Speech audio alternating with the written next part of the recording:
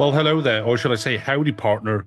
Welcome to Grid Talk. My name is Tom Downey, and today we are here to look at the preview of the 2024 Las Vegas Grand Prix.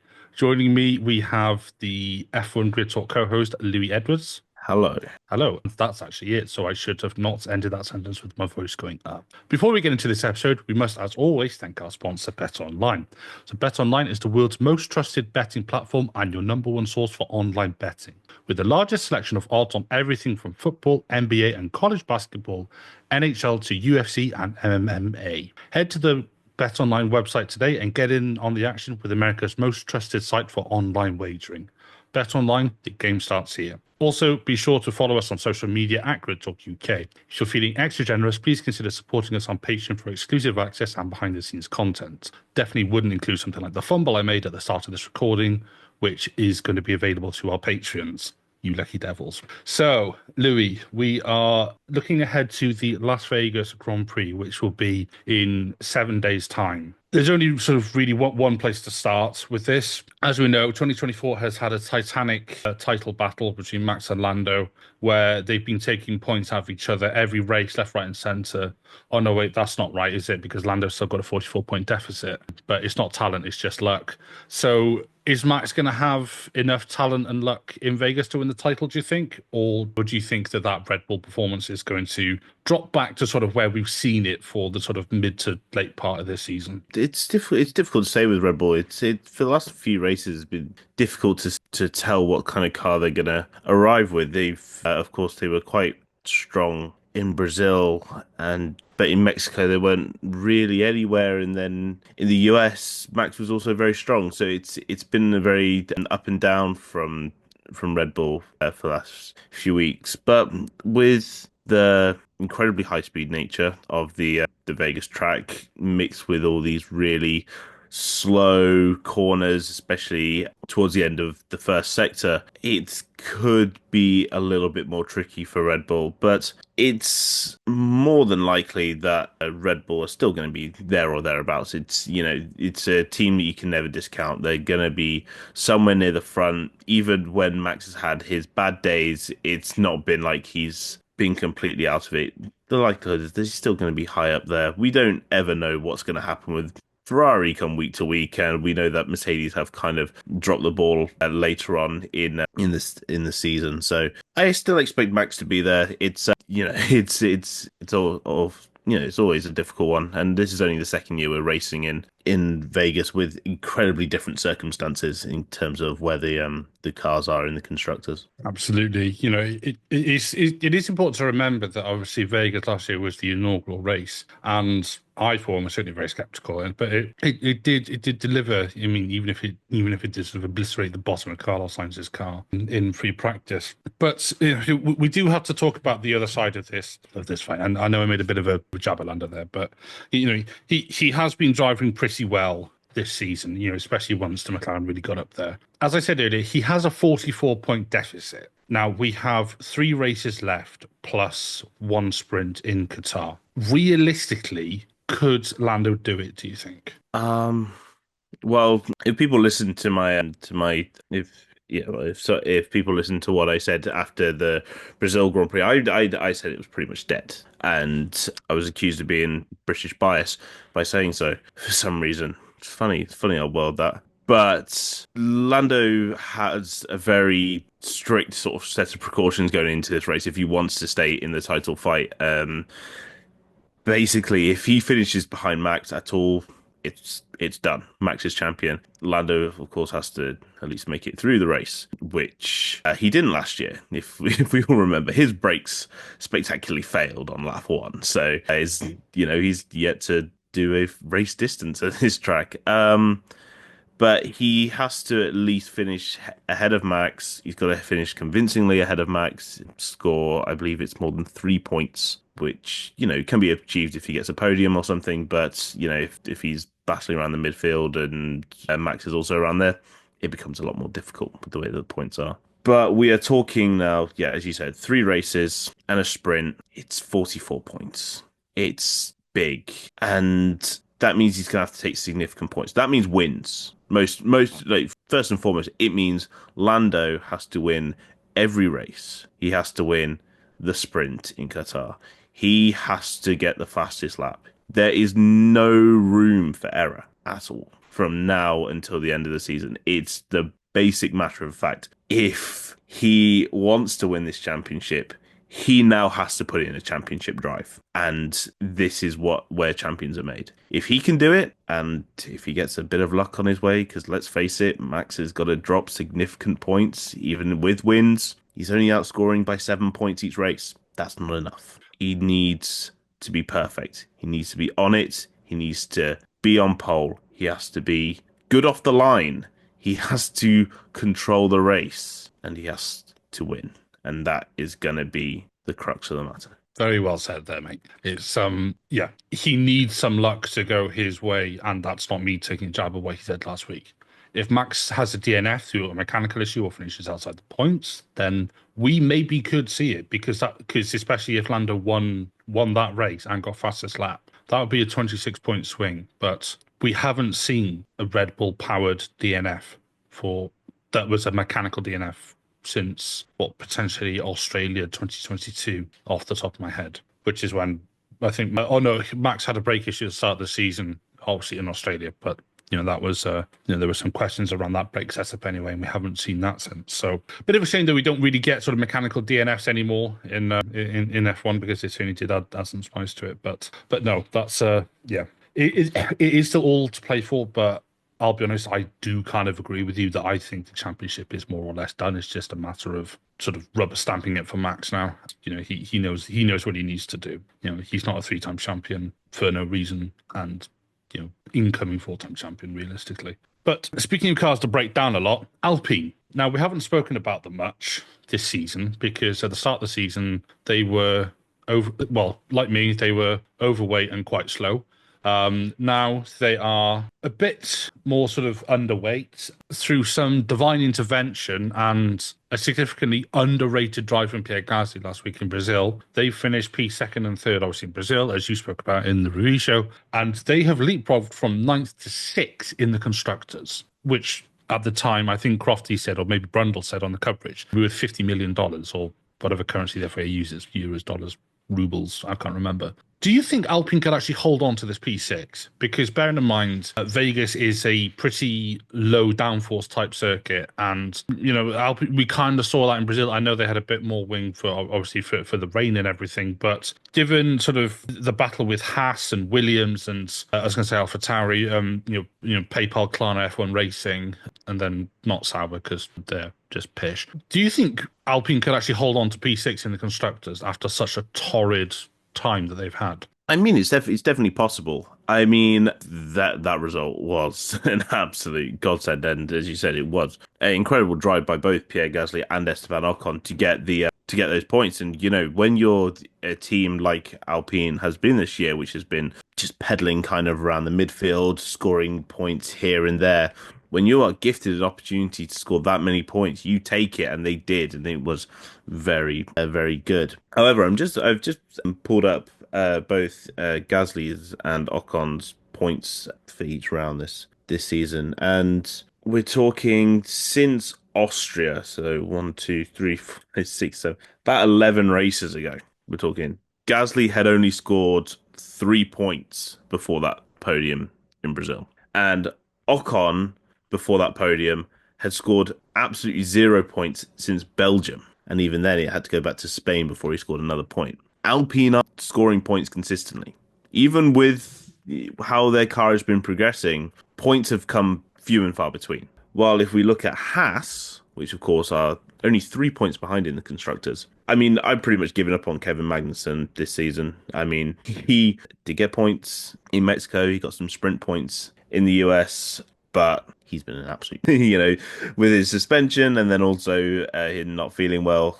Who knows what kind of form he'll come back into. But I think the credit has to be given to Nico Hülkenberg, who has been doing very well this season in that Haas. He has been the real driving factor, terrible pun, in the Haas's fortunes. And of course, he got disqualified in Brazil, but before that, 3 point scores on the dot in Singapore, US, and Mexico. So it's going to be tough. Alpine need to they will need to buck up their ideas for these last few races, really start competing for those points and stop kind of finishing in this sort of 12th, 13th kind of area that they've been kind of usually finishing in, because Haas are capable of scoring points, and we've seen that consistently this season. So it's definitely going to be a tough job for Alpine, but just a couple of positions. It's a big step, and it's worth a lot of money. And I'm sure there's a lot of motivation in that team to try and hold on to that as much as possible. Absolutely. It's a lot of money, like you said, and motivation will be high.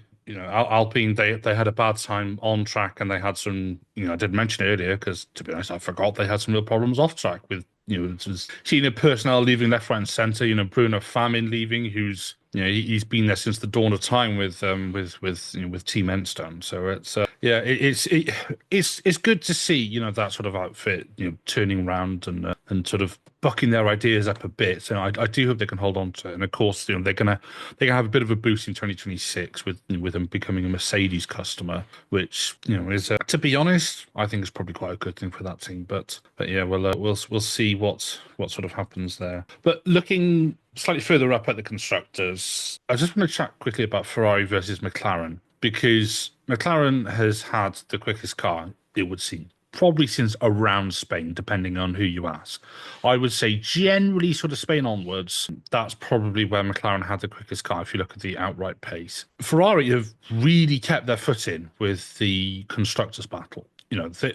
They've well, what's his face? Leclerc has had as many race wins as Lando this year. They're both on 3 race wins. Obviously, Sainz has had 2 wins. She's had 2 wins. Those two are neck and neck in the constructors. I'm by this point, I'm discounting Red Bull, to be honest. Thanks to Perez.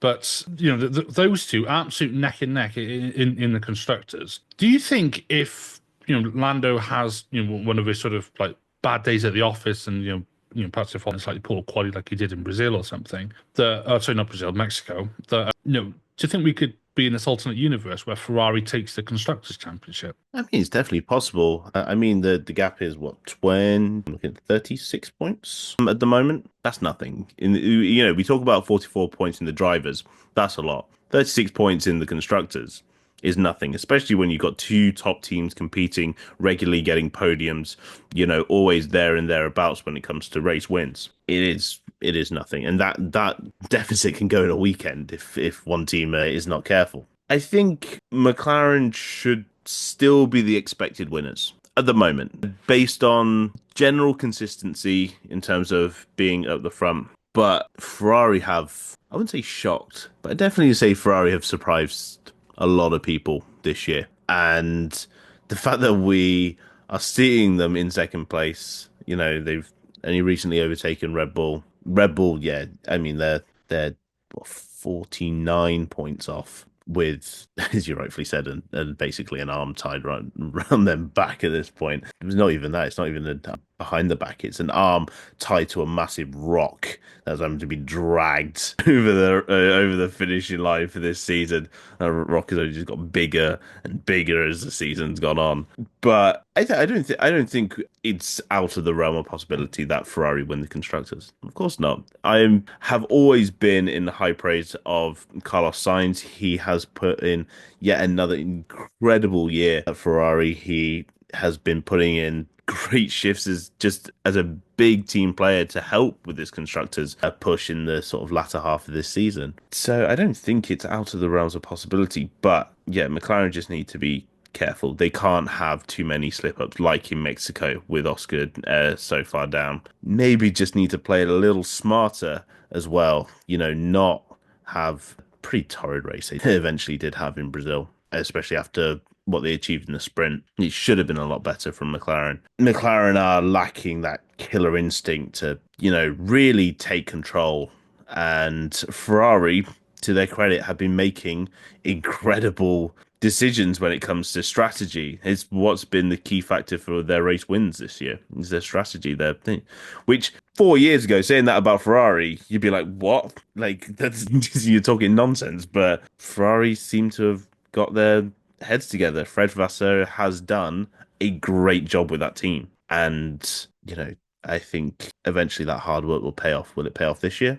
Maybe. We'll see. Absolutely. You said it yourself. Fred Vasseur's done a brilliant job at Ferrari, and I've been saying it all season. McLaren is a team that doesn't know how to win, and we've seen it time and time again with the sort of internal squabbles, and not so much squabbles, but Hungary was a great example. The team didn't really know what to do, and if you compare it to the likes of Red Bull, or I can't believe I'm saying it, but if you compare it to Ferrari, like you said, Louis, the team is the sort of like direct with instructions, and teams like Mercedes as well. You've got with McLaren, it feels like you've got them giving the drivers a PowerPoint presentation for things like changing tires. If you look at Silverstone, whereas Red Bull said to Max, coming on this lap, Mercedes did it. It won Hamilton the race because they pitted at the right time. And then Hamilton drove as well as he does. Blah blah blah. That's the difference at the minute between McLaren and Ferrari and Red Bull and Mercedes and the top teams. And there's nobody there at McLaren who was there when Ron Dennis was there, or certainly not in like a senior position. McLaren is a young team now, and they're really learning how to do things and, to be honest, how not to do things. Since the whole sort of changed up a pie and all the rest of it, Zach Brown come in, done a great job. Don't get me wrong. Andrea Stella's doing a good job. Seidel did a brilliant job when he was there. But I think they'll take a long, hard look at this season and realize that there were definitely some lessons learnt to take. And yeah, I think if they don't win the constructors this year, I think they will rue it as a missed opportunity for me, at least.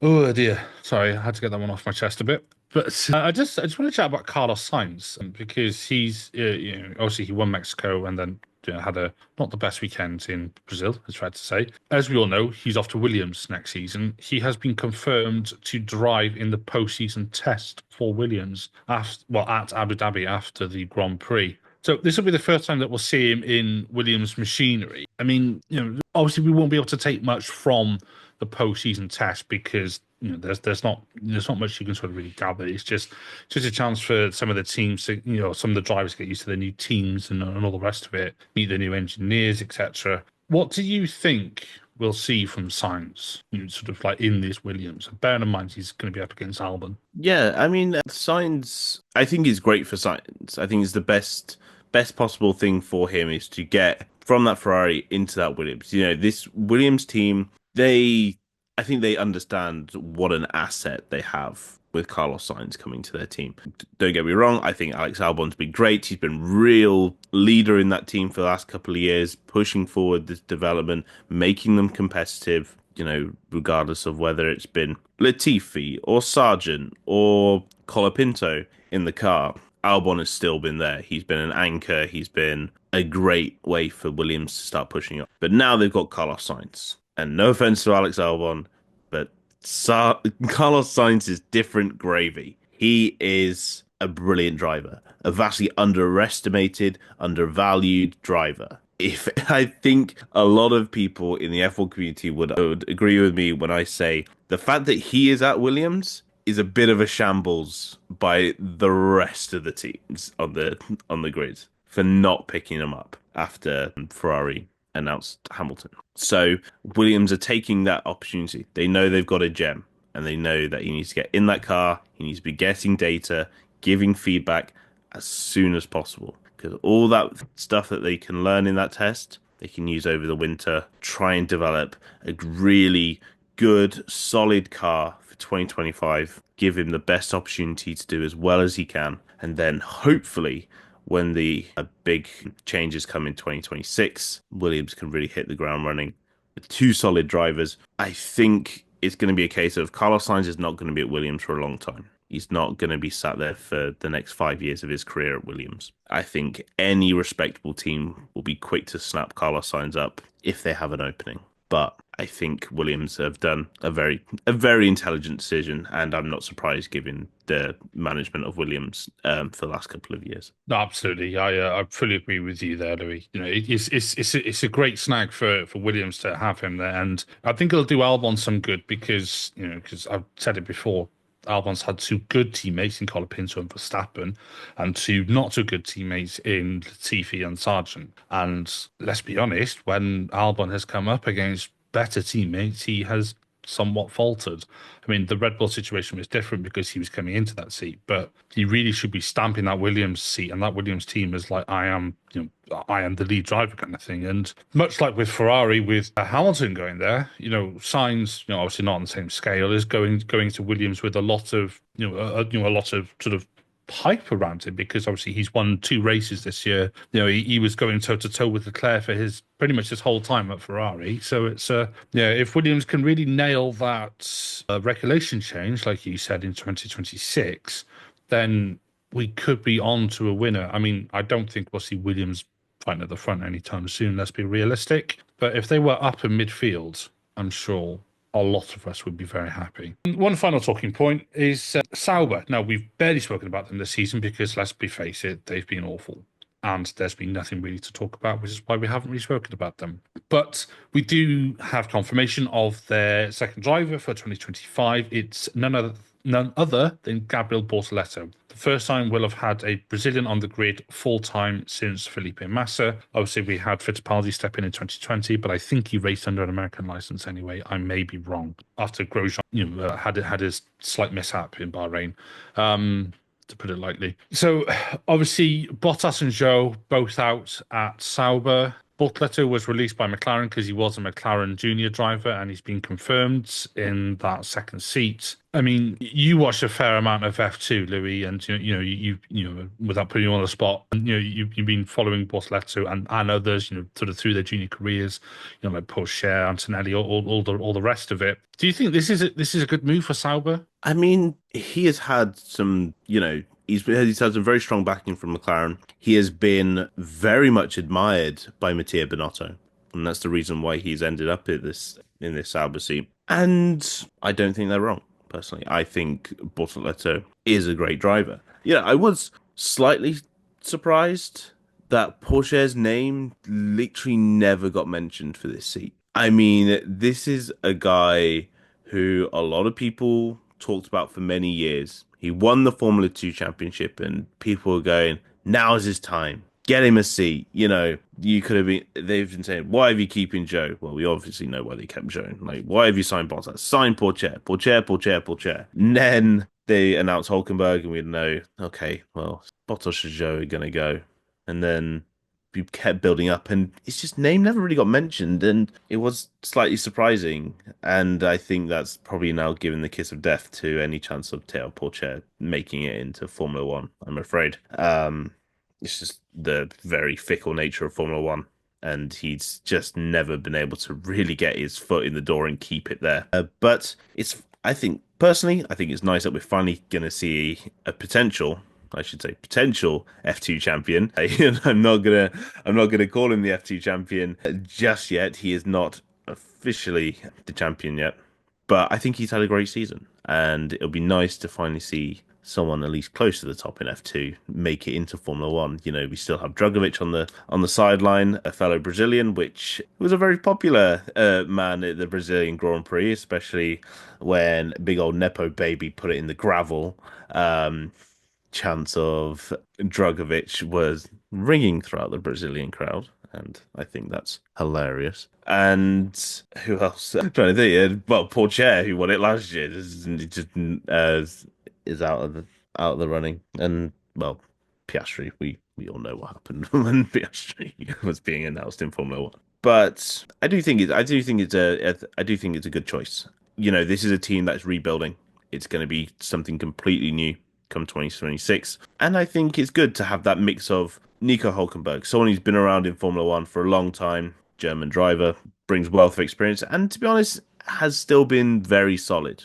Even this season, he's been very good, as I was saying earlier, with his with what he's been doing with Haas. And then just to have that young driver, someone who has a lot of belief in him by people in Formula One, was very unlikely going to get in anywhere with McLaren, because being a McLaren young driver right now is pointless when you've got both of the main drivers signed for like the next 5 years. You're not going to sit around and wait. You're going to look at your fellow countryman. You're going to look at Felipe Drugovich and go, look, he's not getting a sniff at Aston Martin, and he probably won't get one anytime soon. Let's make the move. Let's go for it. And honestly, so with a good there's a really good bunch of rookies on the grid next year. We've got Bortoletto, we've got Antonelli. I mean, we can't call Behrman a rookie anymore, but he's still kind of a rookie in my eyes when he has his first full season. We may have Liam Lawson. It's still not confirmed, but we might have Liam Lawson as well. It's going to be a really good bunch of rookies coming in next year, and it's looking positive for the future of Formula One. Absolutely. We talked about it a while back that, there's a wave of drivers that kind of missed the boat for F2 into F1. And, I think Porsche is one who unfortunately fell into that sort of that sort of group of drivers.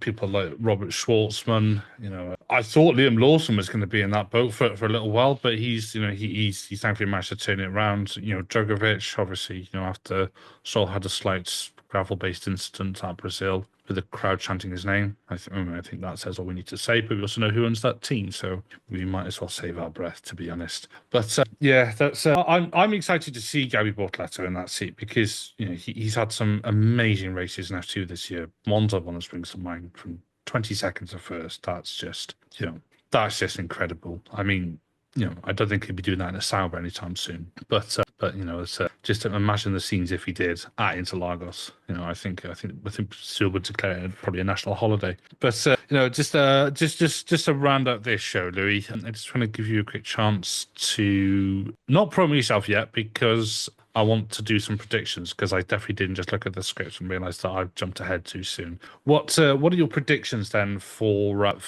Vegas? Give me your top three and your pole position. I'll start with my pole position. I'll probably stick Lando Norris on pole. I think it might be somewhat similar to Mexico. I'm gonna kind of go with what happened there. So yeah, I think Lando Norris will do enough to get pole. And then my top three, I'm gonna go Lando, Charles, Max will be my top three. Okay, I'm going to say Charles for pole position, and I'm going to say Leclerc to win. I'm going to say Lando second, Max third. That's what I'm going to say.